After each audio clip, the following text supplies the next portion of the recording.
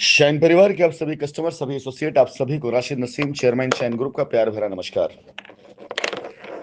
साथियों, आपने ध्यान दिया होगा कि दो ऐसे बर्निंग मामलात हैं जिसको लेकर मैं पिछले 2-3 सालों से लगातार आप कस्टमर को अवेयर करता चला आ रहा हूं। उनमें 2019 के बाद की रजिस्ट्रियां और एसोसिएट के द्वारा अपने अकाउंट में लिए गए कस्टमर्स के पैसे। और इसमें मैंने कई बार ये कहा है कि आपकी 2019 के बाद की रजिस्ट्रियां जो कंपनी की सहमति से भी हुई हैं और उसमें अधिकतर रजिस्ट्रियां ऐसी जो कंपनी सहमति से नहीं हुई हैं। ये रियली काफी ज्यादा आने वाले समय में कष्टदायी होंगे उन सभी कस्टमर को जो कंपनी की दी गई दिशा निर्देशों का पालन नहीं करेंगे। जिस समय रजिस्ट्रियां शुरू की गई थी उसमें कंपनी का मकसद पूरी तरीके से अपने कस्टमर्स की लायबिलिटी खत्म करना और अपनी कंपनी सुरक्षित करना था, इसमें कोई दो राय नहीं है। और अगर सारे मामलात निपट जाते वैसे ही जैसा कंपनी लेके चल रही थी तो आज ये दिक्कतें परेशानियां ना आती, ना मनी लॉन्ड्रिंग केस होता और ना ये सारी बातें होती। लेकिन क्योंकि ये मामला दिन ब दिन बिगड़ता चला गया और इस बीच में जितने लोग थे कंपनी की तरफ से जो कंपनी की पैरवी किया करते थे वो लोग कंपनी खिलाफत में खड़े होने शुरू हो गए।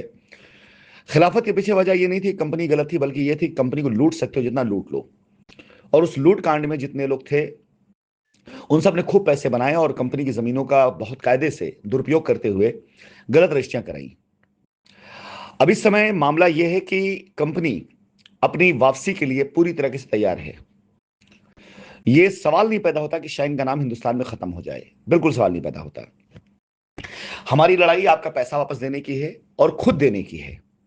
हम किसी भी कानून, कोर्ट कचहरी या किसी एजेंसी के उस पर नहीं, बल्कि खुद अपने कस्टमर को अपना पैसा वापस दे सकते हैं और उसमें हम कानून का पूरा सहयोग लेंगे और पूरा सहयोग करेंगे भी।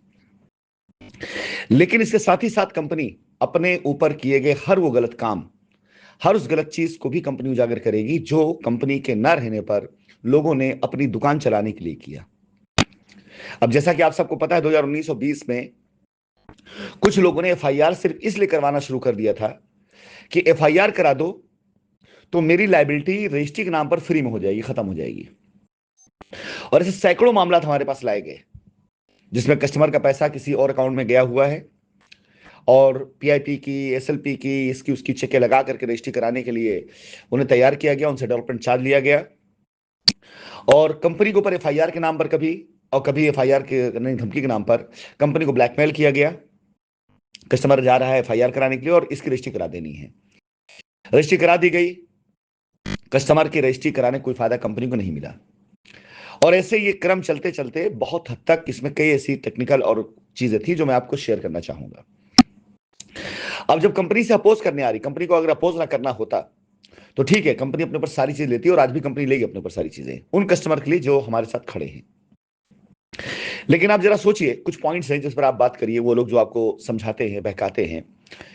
हम अपनी बात करते हैं, कंपनी मैनेजमेंट को उसे भगोड़ा घोषित किया गया, हम पर इनाम घोषित किया गया, यानी हमारी सूचना देने वाले को 50,000 से लेकर 5 लाख तक के इनाम की घोषणा की गई। अब एक 5 लाख के इनामी मुजरिम जो समय तक फरार है, मान लो आप ही की नजर में जो समय फरार है, वो कैसे बोर्ड मीटिंग करके ऑथराइजेशन लेटर दे रहे हैं, किसको दे रहे हैं, रिसीवर कौन है, जिसने उस लेटर को रिसीव किया, उसके बाद जिसने रजिस्ट्री कराई, उसने पुलिस को सूचना क्यों नहीं दी कि एक इनामी मुजरिम जो फरार है वो लेटर साइन करके दे रहा है, उसकी रजिस्ट्री हो रही है। इस तरह से तो गवाह, ऑथराइज सिग्नेटरी और रजिस्ट्री कराने सबके सब इसके अंदर मुजरिम हो गए। क्यों? क्योंकि आपने रजिस्ट्री कराई उस कंपनी से जिस कंपनी के भागने की अफवाह फैली है, उसकी सारी खबरें आपके पास में है। तो आपको कोई कितना भी कन्विंस क्यों ना कर ले, ये लीगल और टेक्निकल पॉइंट है जो आपके सामने आएगा और कंपनी उठाएगी इस बात को कि अगर हम फरार थे, भगोड़े थे, इनामी थे, तो हमसे ऑथराइजेशन लेटर ले कौन गया, वो आखिर बताया तो पहले से ना, कहां ले गया, कैसे ले गया और कैसे कस्टमर ने उस पर भरोसा कर लिया। पॉइंट नंबर 2, बहुत से ऐसे ट्रांजेक्शन है जो कंपनी में हुए ही नहीं और आपको उसकी रजिस्ट्री करा दी गई, ट्रांजेक्शन लिख दिया गया है, मनी लॉन्ड्रिंग है ये। पॉइंट नंबर 3, आपका ट्रांजेक्शन कंपनी में है लेकिन आपने पैसा दिया shine city infra project private limited में, रजिस्ट्री करने कंपनी शाइन सिटी डेवलपर है, दोनों अलग अलग कंपनियां हैं। और जब कभी ऐसा होता था पहले तो इंटरनल एक लेटर तैयार होता था कि शाइन सिटी डेवलपर ने पैसा रिसीव किया है और रजिस्ट्री डेवलपर कर रही है और पैसा जो है शाइन सिटी इंफ्रा में आया था और उसको कंपनी इंटरनली दिखाती भी थी कि यह पैसा यहां से यहां पर आ चुका है। तो ऐसा कोई लेटर ना लगा करके आपकी रजिस्ट्री की गई है तो यह भी रजिस्ट्री आपकी गलत है। दसियों ऐसे मुद्दे हैं जहां पर आपको मुंह की खानी पड़ सकती है। लेकिन कंपनी ये चाहती है कि आप सभी कस्टमर सुरक्षित रहें, ताकि आपके ऊपर किसी प्रकार कोई लीगल एक्शन ना होने पाए, अन्यथा इस मामले में लीगल एक्शन मनी लॉन्ड्रिंग का ही होगा। मेरी दी गई ईमेल आईडी पर जो लोग बचे हैं, जिनके पेपर लखनऊ नहीं जमा हो पाए, वो अपने पेपर भेजें। मैं उनसे बात कर उनको रास्ता बताऊंगा। मैं बचाने की कोशिश करूंगा और यह प्रयास 15 दिन तक चलेगा। 31 तारीख के बाद यह प्रयास बिल्कुल बंद हो जाएगा। रिटें जानी शुरू हो गई हैं। इसके बाद जो बच जाएंगे कस्टमर, उनके ऊपर बाकायदा इंक्वायरी की मांग की जाएगी। फिर आपको जवाब कोर्ट में देना होगा और सीबीआई को देना होगा, सीबीआई इंक्वायरी बैठती है तो।